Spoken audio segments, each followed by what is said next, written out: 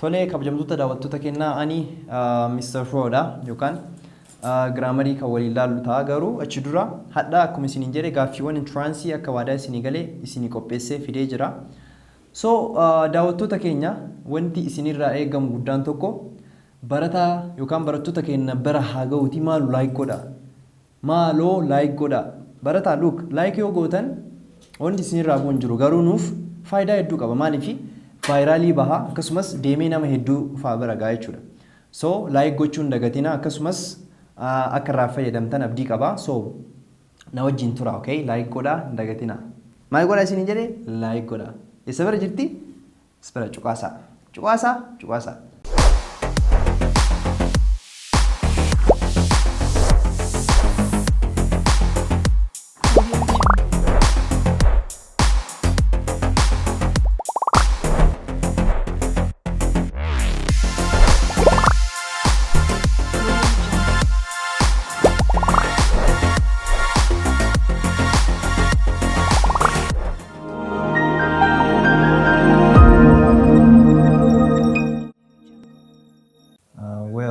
Hi everybody. So like I promised you today, we are going to see a lot of different kind of national exams that has been prepared on the topic that we have been learning for about 4 weeks. Tole daawwattoota chaanalii akka English Zoromic akkuma waadaa isinii galee gaaffiiwwan entrance examii kan waa'ee paragraafii gosoota afran barannesan irratti focus godhee baroota garagaraa irraa walitti guuruun yaa qophoinee jira. So wanni isinirraa eegamu like godha akkasumas amma gaaffii kana dalagnootti nu wajjin tura. I hope hedduu isin gargaara dhugaa dubbanne gaaffiidhaan entrance baranaa irratti akka dhufanis bara maraa waan hin hafneef at least gaaffiin 6 5 7 akkas waan dhufuuf so na waliin tura hanga xumura qophii kennaatitti jechuudha. Well okay akka isiniin jedhe gaaffiiwwan garagaraa qopheessee jira akkasumas filannoodha akkuma beektan gaaffiiwwan entrance so wajjin halaallu jechuudha. Okay akkas gaaffii tokkoffaan akkas jedha. Okay a single paragraph mainly deals with dash jedha. A single paragraph mainly deals with dash A 2 or more opinions, B 1 major idea, C opinions of the writer, D several important ideas. So gaaffii tokkoffaan paragraafii yookaan keeyyanni tokko maal irratti xiyyeeffata yookaan immoo kaayyoon keeyyata tokko maa inni jedha. A irratti 2 or more opinions jedha. Yaada tokko yookaan tokko ol jedha. Lama yookaan lama ol jechuu kiyya. Akkasumas B 1 major idea jedha.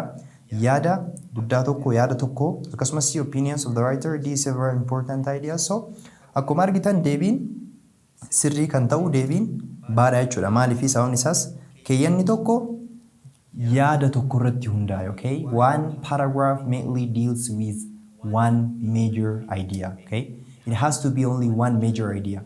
So keeyyanni tokko mata duree tokko yaada tokko irratti kan xiyyeeffatudha jechuudha. Okay, so kanaafuu deebii sirrii maal ta'a? Bata jechuudha. Okay, itti fufna. Let's continue, okay? Question number 2 says, once upon a time, there was an emperor who loved to spend his money on expensive things. Jedhee itti fufaa jechuudha. This is most likely an introductory part of writing. That is A. Narrative paragraph, B. Descriptive, C. Expository, D. Argumentative. So akkuma argitan once upon a time yeroo wahii jedhee jalqaba jechuudha. Bara durii wahii okay yeroo durii wahii there was an emperor who loved to spend his money on expensive things. Emperor wahiitu jira kan mallaqa isaa wantoota qaqqaalii irratti baasuu jaalatu jedha jedhee itti fufa. Okay akkuma isiniin jedhe yeroo gaaffii entrance gaaffii akkana kan yeroo fidan hiyyata sarara tokko yookaan hima tokko bichaa keessaa fidanii kan maalirraa fudhatamee jedhan. Okay so akkuma argitan wanni kun amma maal fakkaataa seenaadha yookaan durdurii wayii himaa jira jechuudha. Ifami so maal isiniin jedhee barnoota kenna gaafa lammaffaa irratti narrative paragraph jalatti is used to what? Narrative paragraph is used to what? To narrate something. Okay, gabaabumatti story yookaan to tell a story jedhee isinitti hime jechuudha. So story yookaan seenaa himuuf. Amma akkuma argitan once upon a time there was an emperor jedhee waan jalqabuuf most likely kuni narrative paragraph ta'a jechuudha. Is a piece or an introductory part of narrative paragraph. Well, inni sadaffaan immoo question number 3 says, according to the government records, the number of men working or looking for work fell to a record low on the early part of 2012. But I don't think this reflects the realities of everyday life. This is most likely the introductory part of writing that is. So akkuma argitan namtichi barreessaan kun jechuudha akka according to the government jedhee itti fufee, okay? The number of men working jedhee itti fufee dhuma faara maal jedha, but I don't think this reflects these realities of everyday life. You see? But jedhee yaada wala jedhe san faallessee nama amansiisuu yaalaa jira, okay? Gabaabumatti jechuudha. Explain more explanation osoo ittiin kennin iyyuu jechuudha. This one is most likely taken from argumentative paragraph. Why? Because akkuma barnoota darbe keessatti baranne inni afraffaan argumentative paragraphiin barreessaan suni nama amansiisuuf yaala jechuudha. Tole? So kuni jiruuf jireenya guyyaa guyyaa reflect on godhe yookaan hin calaqqisuu jedhaa jira. Ifami? So this is most likely taken from the introductory part of argumentative paragraph dha jechuudha. Well, inni gaafiin afraffaan immoo maal jedha? Okay. Walk along the road in front of the post office until you come to the football field. Behind the football field, there is a street with a vegetable market. I'm living in villa located just next to the market. You see, barata maa isin jedhe gaafa awwala partii tokkoffaa irratti expository paragraph yeroo barannu, okay? Expository paragraph mostly instruction kennuuf akkasumas direction iddoo argama wanta tokko kennuuf isiniin jedhe jechuudha. So maal isiniin jedhe gaafsan fakkeenyaaf baas terminaalii yookaan immoo buufanni konkolaataa isa argama jettee yoo nama wayii gaafatte namni si yoo explain si godhe, okay? Kun amma fakkeenya gaarii maaliitii jechuudha. Expository paragraph. Same here, okay? The same here. This guy is saying, okay, walk.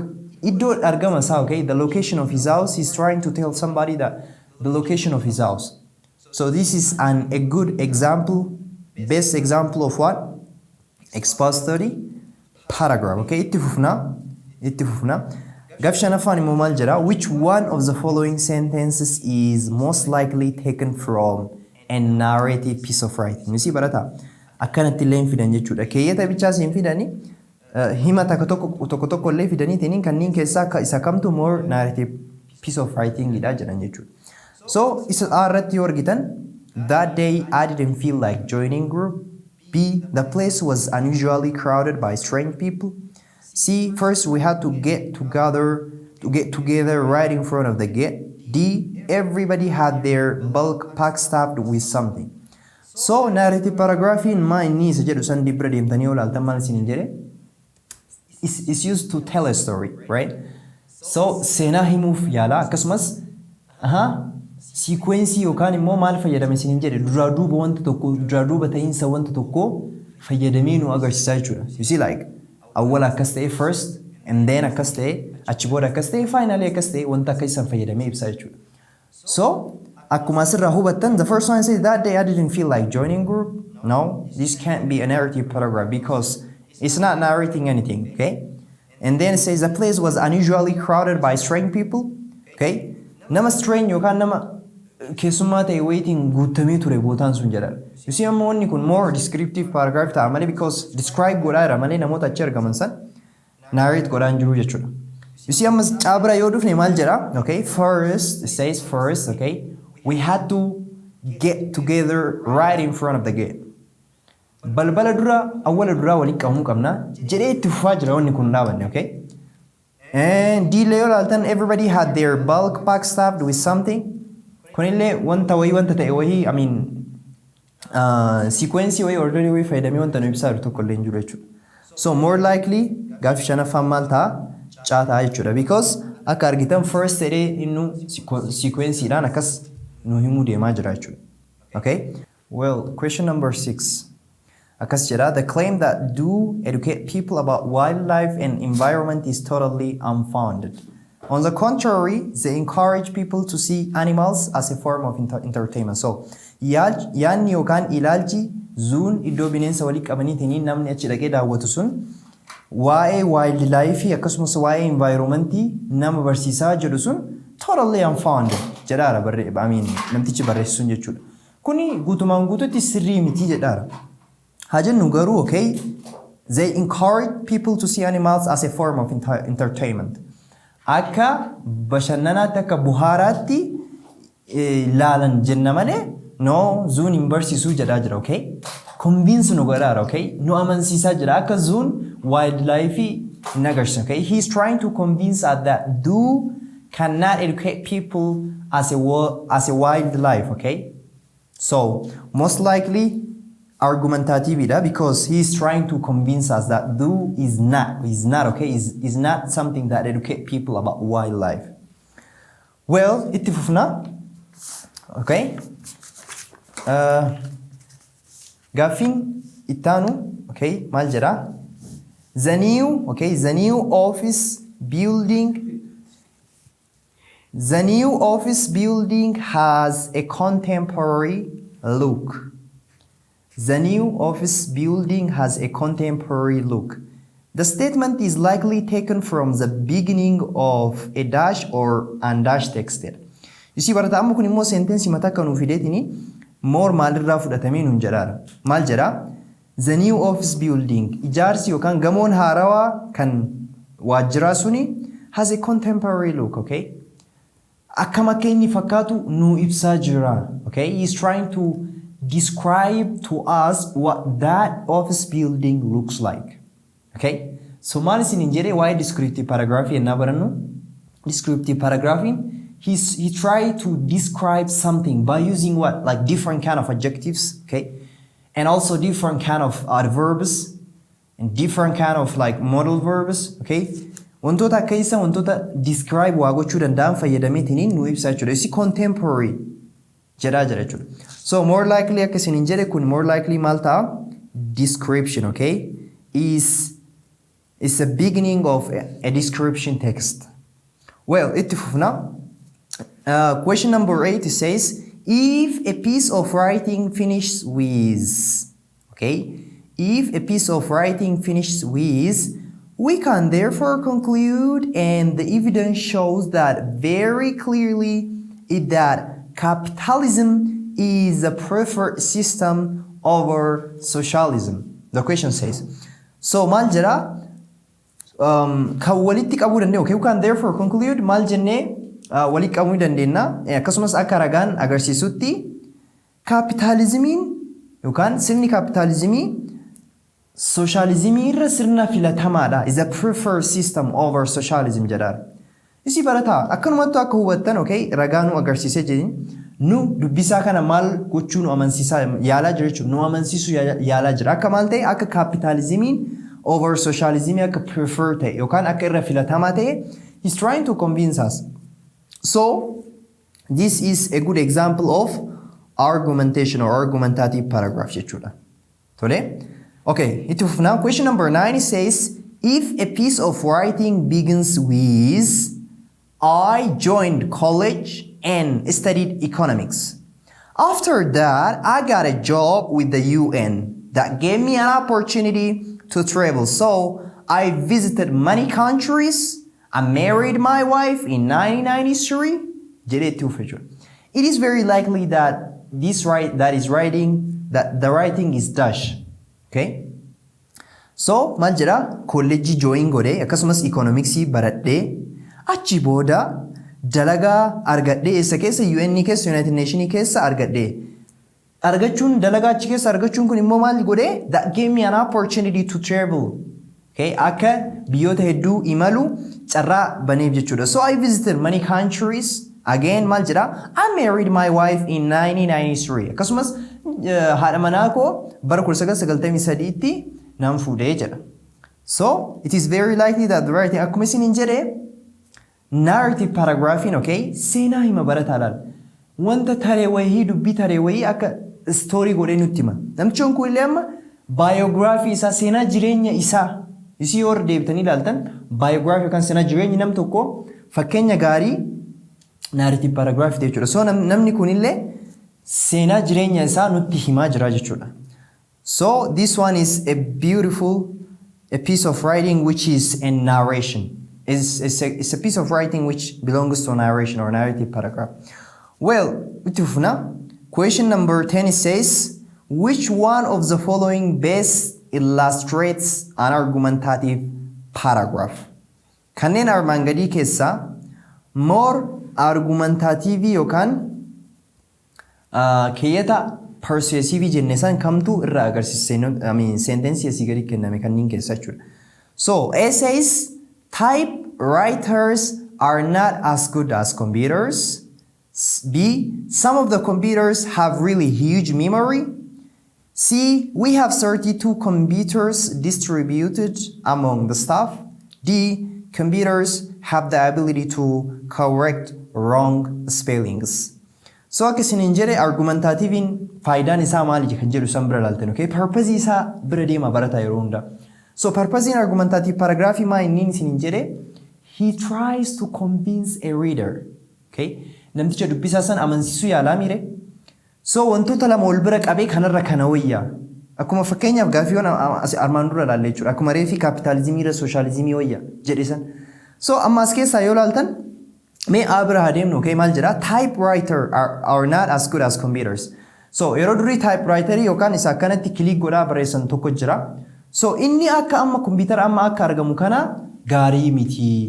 Which means computer turra bareeda. You see typewriters are not as good as computers. So by demo number by so this one is this is a good example of argumentative paragraph.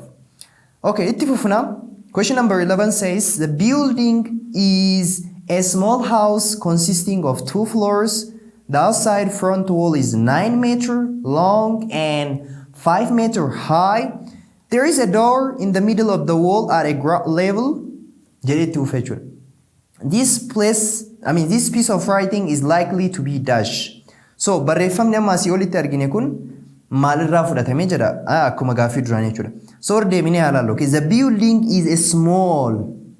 You see building kana ijaarsa mana sanii gamoo san nutti himaa jira maal jedha a small house. Okay mana xiqqoo consisting of what 2 floors sadarkaa lama kan qabdu. The outside front wall is okay garri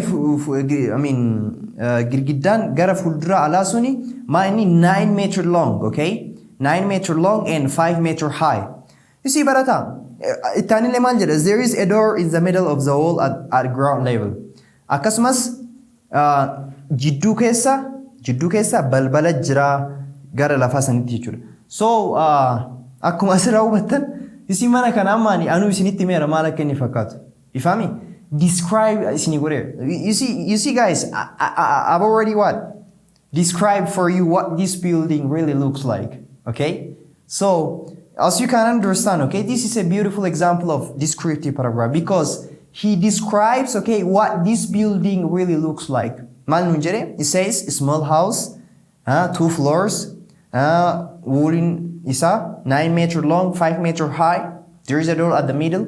So this one is a beautiful example of description or descriptive paragraph. Well, question number 12 it says below are my reasons to claim that the seminar is a better than native to the lecture method of teaching. Okay, lecture method of teaching in higher education. So kanneen armaan gadii kuni okay kanneen armaan gadii kuni sababoota kiyya jedhee maali seminaariin is better than what native to the lecture method of teaching in higher education. Okay, so this one is again is a beautiful example of it's a piece of writing which belongs to argumentative paragraph because seminarii fi native kana wal bira qabeetiniin come to more sirna barumsa kennu higher education yookaan iddoo wanni instituutii barnoota olaanoo keessatti more seminaariin irra bareedaa jedheetiin ragaa qabaa. Okay, below are my reasons jedheetiin nu amansiisaa jira jechuudha. So this one is a beautiful example of argumentative paragraph jechuudha.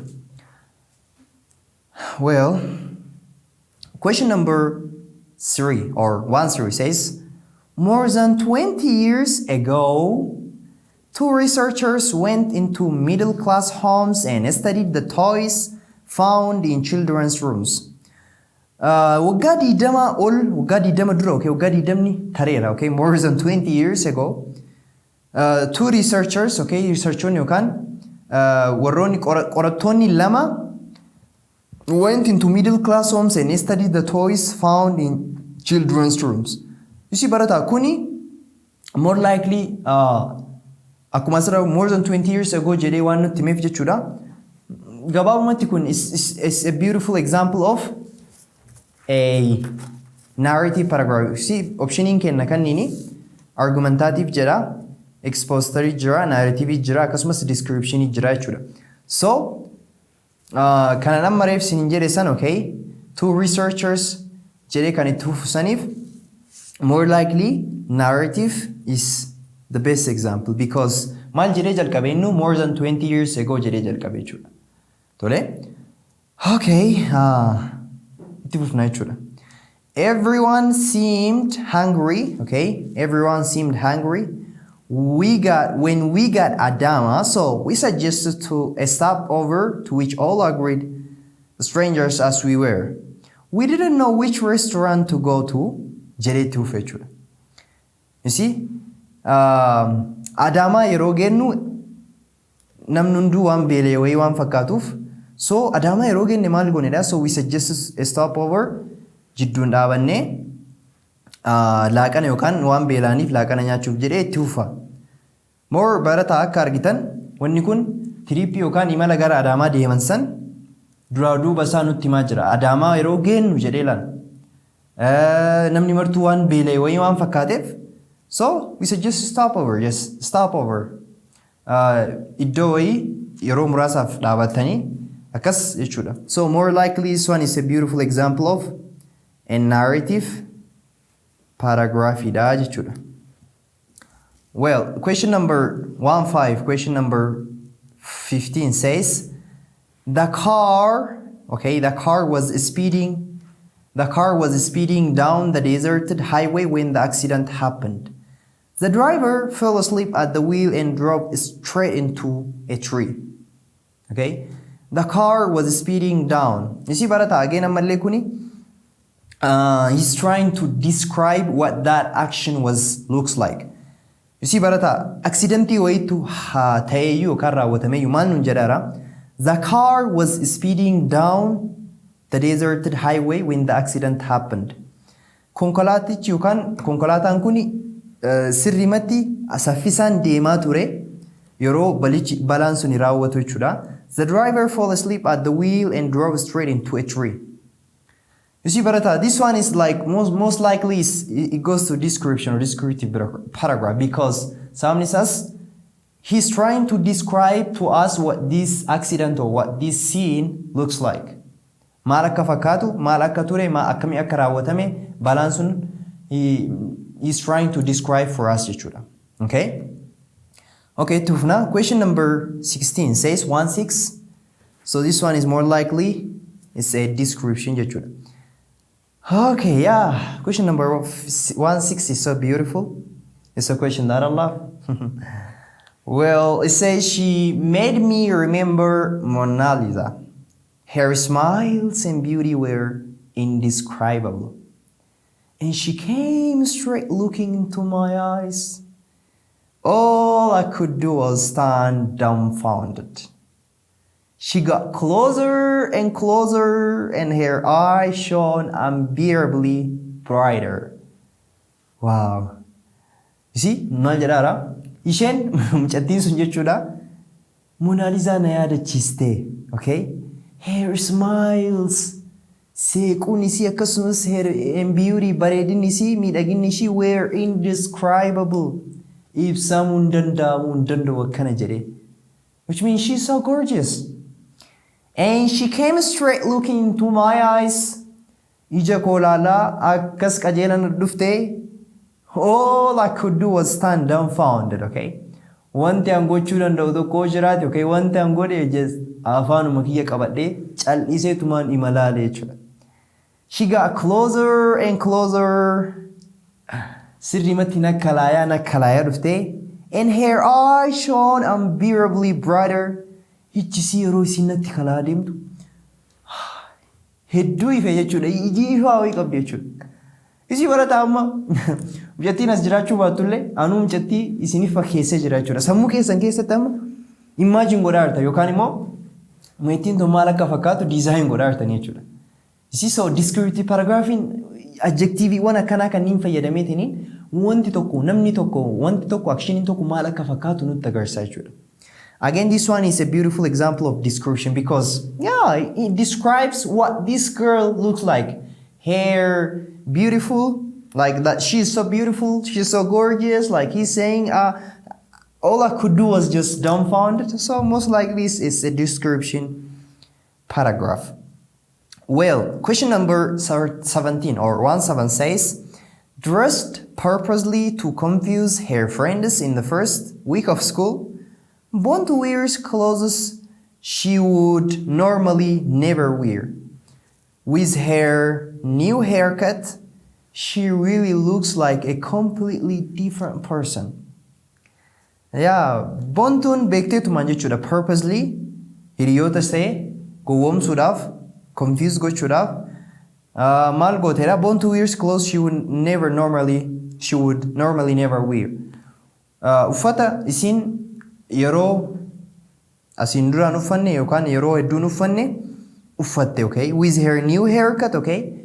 Shurrubbaa yookaan shurrubbaa rifeensa si haarawa san waliin, oh, she really looks like a completely different person. Isheen nama biraa fakkaattee dhufte jedhaa jira jechuudha. So again, baay'ee explain gochuun barbaachisu kun is a description because like I said, he's describing for us what really Bontu looks like. Bontu maal akka fakkaattee dhufte akkamii akka fakkaatte nu ibsaa jira jechuudha. Okay? Well, let's continue. Question number 180 says, in his eyes, I could see his desire to redeem himself and need to hit me more this that I hit him just for sake of it. You see, ija isaa keessatti maal argaa jechuudha. Akka inni sirrimatti redeem ta'e yookaan sirrimatti akka aaree jiru jechuudha. Like akka nama dhahuu heduu wayi aaree jira sirrimatti. So I need to hit me more that I hit him just for sake of it. So most likely this one is a good example of description paragraph, okay? Because like I said, okay, in his eyes, ija isaa keessa, I could see his desire to redeem himself.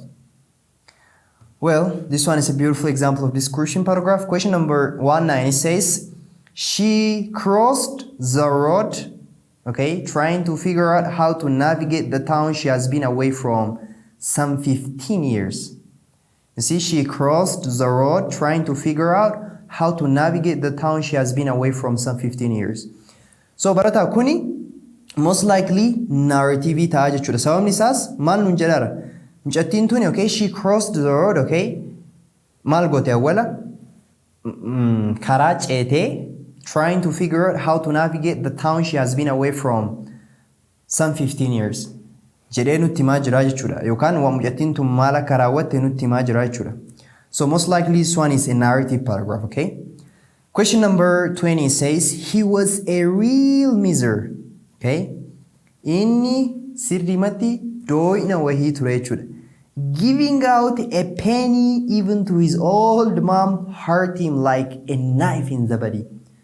Even saantii matakka akkoo isa yookaan haadha isaa lumtu sanii haadha isaa manguddoo sanii kennuun akka nama billaa qaama isaa keessa waraanitti isa miidhaa jechuudha. Isi inni sirrimatti doonyaa jechuudha jedhee namtichoo kana ibsaa jira jechuudha. So this one is most likely, okay, So this one is most likely it says A. Expository, B. Narrative, C. Argumentative, D. Description. Isi barata maal isiniin jedhe namtichoon kun sirrii maddooyina even saantimii cabduu takka kennuunu haadha isaa manguddoo isaa taate sanii akka billaan qaama keessa nama waraanetti isa miidha jechuudha. So this is most likely is a beautiful example of a description paragraph jechuudha. Okay, itti fufna. Question number 21 says, a story written by a person about his or her experience of traveling from one place to another would most likely be, okay, seenaan jireenya nam tokko kan iddoo tokkorraa gara iddoo tokko imale most likely kan seenaa jedhee jalqabe nu barata gabaabumatti a story jedhee jalqabe, okay? Like I said, a story is most likely is that which kind of paragraph? Like I said, it is a narrative paragraph. Akkasiniin jedhe fakkeenya narrative paragraph is story jechuudha. Okay, question number 22 says, his ears are turned black while his noble-looking head is held high. His all-black coat glistens, okay, in the red afternoon sun. Gurrisa, like gabaabumatti, this one is trying to describe that person, okay? This person is saying that his eyes turned black and his all black coat glistens, okay? This one is adjective in the rare afternoon sun. This one is taken from a piece of writing that is most likely from a description paragraph actually. Okay, tufna. Question number 23 says, one of the reservations that people have about this one is that it has radioactive element in it. Very important is, however, if it has these elements in the amount that cloud be harmful to the user. Personally, I say this cannot be jedheetu jechuudha. So, ilaalchi namoonni waa'ee kana qaban keessaa inni tokko radioactive elementii qabaa of keessaa jedheetti fufee dhumafaara maal jedha. Personally, ana akka nam tokkoottidha barreessaan kun. I say this cannot be jedheetti fufa. So this is taken from a piece of writing that is most likely jedha. So, most likely argumentative irraa fudhatamee jechuudha because he's trying to convince us. Akka isin jedhe nu amansiisu yaala. Personally jedhee kun wanni akkana kanamtii jedha jechuudha.